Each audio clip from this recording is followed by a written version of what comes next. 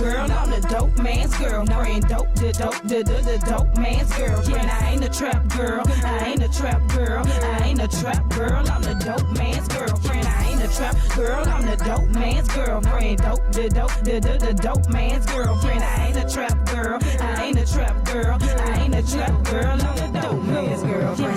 Look on the baddest thing round and you already know it. Go ahead, break, nigga, pay for it. You sitting tall on the sixes, boy, you the Mitch match. The dope man girlfriend and make a trip of that. That boy's fantasy and every man's dream. Make Bre-Z, yeah, the flies, bitch up on the scene. The pool got alligators, the house got elevators. Everything come cater, baby, kiss to the paper. The dope man girls ain't gotta worry about shit. Out with your head if you fucking with his bitch. He'll ride for his hoe, he'll die for his hoe. Drink goose, roll perk, get high with his hoe. I ain't a trap girl, I'm the dope man's girlfriend. The dope man's girlfriend. I ain't a trap girl, I ain't a trap girl, I ain't a trap girl, I'm the dope man's girlfriend.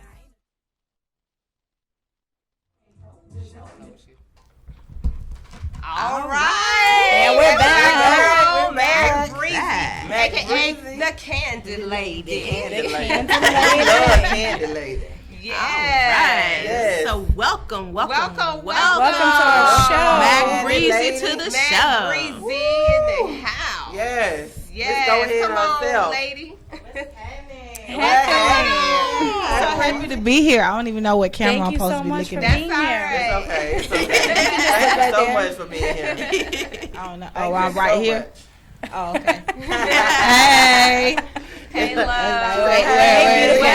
Welcome to Love and Hips, Mac Bre-Z. Thank you. I'm Yes, so excited welcome. to be here. You We're definitely glad to fit have on our you. show with all the hips that you got. You definitely are Yeah, in the blend right it on place. in, Come honey. on. We might well in just the pull right you up a place. seat. Yeah, Sit you stop right on already there. sitting right here. She bringing the flavor. Yes. The spice and the flavor. Right. So welcome. I have had the what am I trying to say here? The liberty of actually getting to meet you recently, and Yes. we got to work together, and you got to sport some of my clothes. So I Yeah, am so proud. stretch. Stretch. And I love the meaning, by the way, Huh? and what the stretch stand Strength for. means strength, talent, refined, unique tenacity. And I am all of the above. Yeah. That's right. She told me that was her, and I said, "Well, that's me too." So I know. So we sisters officially. That's right. Right. That's So- right. Strut sisters. Welcome. Yes. I'm so glad that we get to interview you, and we're just gonna jump right on in. Let's Let's jump in. Let's jump get on it. in. Jump So, on in. so tell us how you got into the rap game. Tell us a Yes. little bit about what happened. How that come about. How did I get into the rap game? Okay, so as a child, I was always into just extracurricular activity, anything I can get my hands on or get in. I was always a part of the community, doing programs like D5, and I even was a part of a program called Plain Talk, where we got we got basically a stipend where we go and we go into workshops and they educate us about drugs, peer pressure, safe sex, STDs, all of that kind of stuff. And what the program was, they equipped us with what we needed to know, and we went to our peers and we facilitated the workshops because the whole idea was, hey, we feel like the youth would get a better understanding coming from the peers, versus adults. They might feel like they're being lectured, and they might not feel comfortable with asking questions or opening up. So that's what that program was about. And so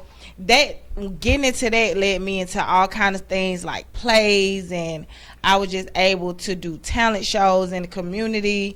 Mechanicsville, Mechanicsville, finest. I went to Dunbar Elementary, and I was just involved so much in the community, and naturally I always had the gift to entertain. So whether it was singing, making up dances, I just naturally was always entertaining.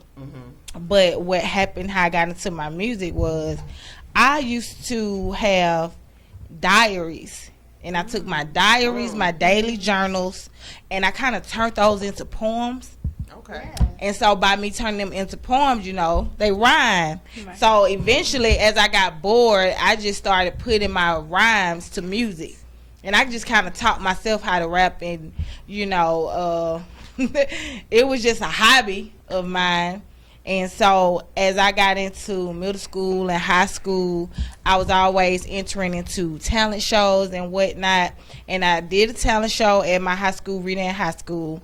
But they also, the city had an annual talent show, which was the big talent show that all the high schools were involved in, not just the one high school that you go to at Columbia High School. They had an annual talent show, and they let all the schools come and audition. Right, I remember. I auditioned with a friend who went to Redan with me, another girl, and we did the audition together, but we made the audition. We got but then when it came down to the actual talent show, she kind of got stage fright and bailed on me.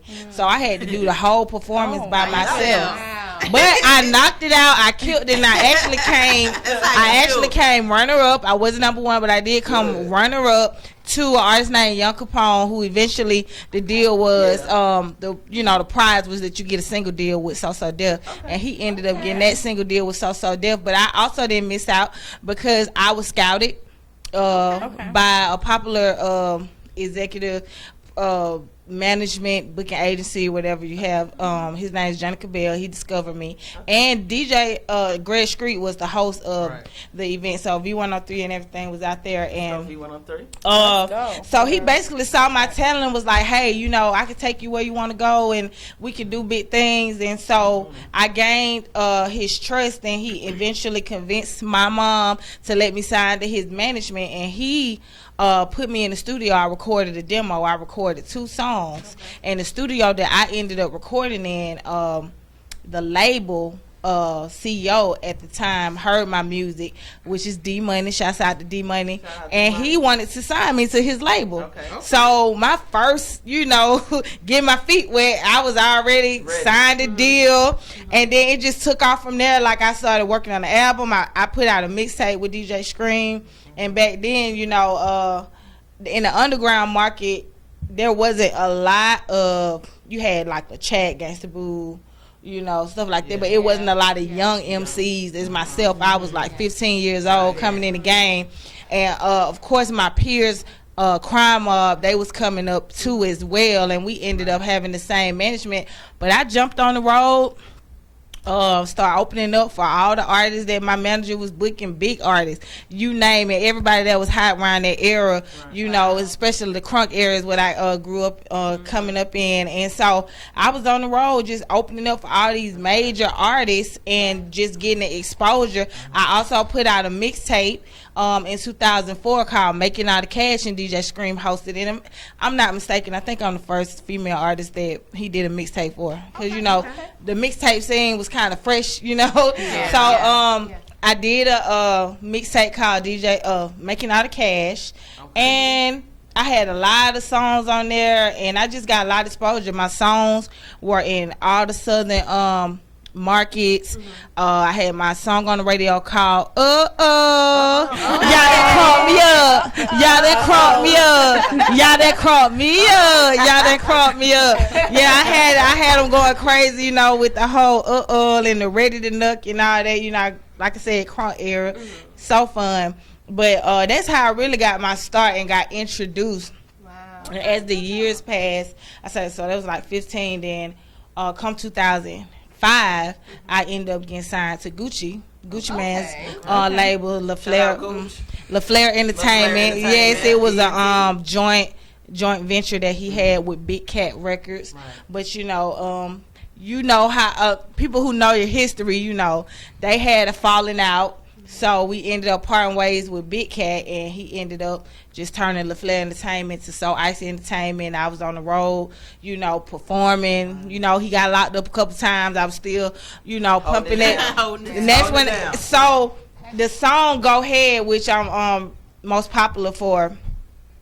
That was the last song that made the cut on the Trap House album, and Gucci was locked up at the time, and I promoted and pushed that song because I was on it, and that was just a way to keep his name alive while he was locked up. So that's what I did. I traveled, holding it down, pushing the song. By the time he got out, the song took off, and went from there. We made pills, and he put me early into my career. He put me with Zaytoven, and Zaytoven was he made Zaytoven. He was like, Zay, this my artist, you know, take care. I want you to, you know, I was like his protege, and I that's where most of my beats came from. I don't want to forget Slick B. When I was with D Money Records, Slick B produced majority of my tracks, if not all of them. Slick B, Barry, when I was with D Money Records, but when I got with Gucci, I started working with Zaytoven, and that was my in-house producer. So just seeing how he worked in his whole musical background, I was just really soaking up everything and going on the road with them. To be like a sponge at that age. You know, right. It was started early. Yes. Yeah. And I did songs with, you know, I collaborated with a lot of artists, and I just continued to make music, and that's how I really got introduced to the music industry. So, you know, Matt Bre-Z. So tell us, I'm sorry. Okay. Tell us what's next for you. Okay, well, what's next for me, for those of you who didn't know, well, I have been on hiatus. I took a break from the game about 3.5 years. I just need to take some time out to really get to know myself all over again, because I'm not gonna lie, I lost touch with who Levanica Greer is, you know, who God created. I got so caught up in the Mac Bre-Z, everything was all Mac Bre-Z, music, and really what triggered it, I had got writer's block for a couple of months, and that really made me start thinking like, dang, if I can't produce my music, then what would I be doing? Because that was my first love. That was all I knew. That was my bread and butter. That was my passion. That was it. I didn't know anything else outside of that. So I started getting depressed. Like, hey, when is it gonna kick back in? I'm trying to write, and it was not clicking. You know, I might get a bar or two out, 4 bars, but it just wasn't coming to me. And I think that was just God trying to wake me up. You know, and so I had to reconnect with Levanica Greer, find myself all over, get closer to God and stuff like that. So I just had to take a break from the industry and just get in tune with what's important, and just, you know, living on my family and just learning myself all over again. And so now I know who I am. I know what I stand for. I know I've learned from all of my mistakes. I'm still gonna continue to make mistakes, I know, but you know, it's a learning process, and I'm just taking it day by day. But now I've reevaluated everything, and I just see what I want to do, and I want to use my gift for the greater good, and just get back into giving back to the community, and you know, just pursuing my career from a business aspect. I'm amongst a whole bunch of entrepreneurs right here, you know, but me in the beginning, I was just so eager to and just anxious to do my music. I did a lot of stuff for free. I did a lot of things. I did a lot of bad business deals because I wasn't educated about the business. I trusted people with my career. They didn't have my best interest. So I went through a lot, and don't get me wrong, writer's block had something to do with it, and I also was scorned from people just doing me so dirty, and so I almost didn't want no parts of it no more, because I didn't want to go through that again. I found my happiness. I was content with that, but as time went by, I felt the emptiness. I felt like it's a piece of me that's missing, and I need this piece to complete. So I was like, hey, the return of the Mac. I'm back. and so that's where I'm at, you know. Return of the Mac is my new EP that's coming. I do not have a release date yet, but I did just finish recording the songs. I've been working with 3 producers who producing my EP. One, Lil J on the track from Crime Mob, might have known him, and the other producers are the Trump Bangers. They're out of Alabama, Rose Art and Ken P.